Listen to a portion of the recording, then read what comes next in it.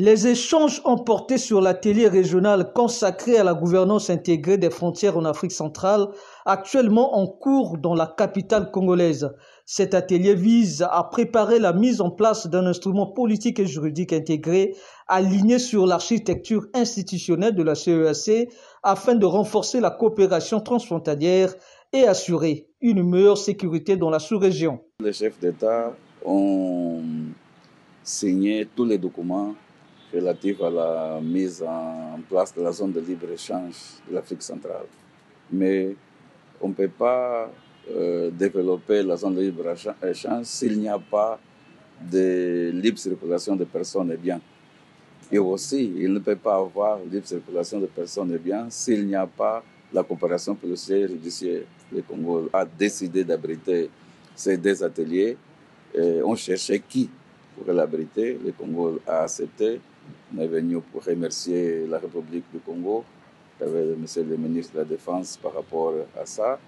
Et on a profité aussi pour parler un peu des sujets communs, de décision, l'état le niveau de mise en œuvre des décisions de la conférence des chefs d'État par rapport aussi à la sécurité de notre région Afrique centrale.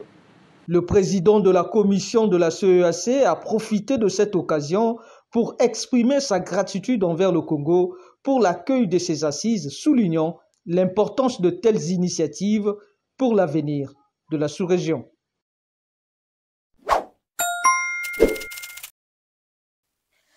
Le Congo et la communauté économique des États de l'Afrique centrale, CEAC, entretiennent une coopération de longue date dans le domaine de l'artisanat.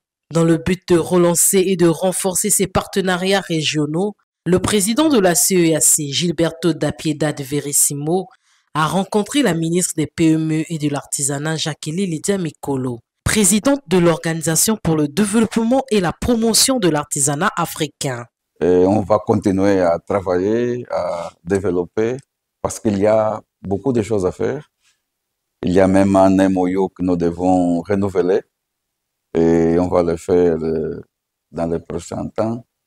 L'artisanat est un facteur clé du développement économique et source d'unité et de paix, a souligné le président de la CEAC. L'artisanat pour la CEAC représente avant tout l'identité de notre région, Afrique centrale. Et je disais à Madame la ministre, parfois on a des guerres entre les frères parce qu'ils ne se connaissent pas qu'ils sont frères. Et l'artisanat peut aider aussi à faire la paix dans notre région Afrique centrale.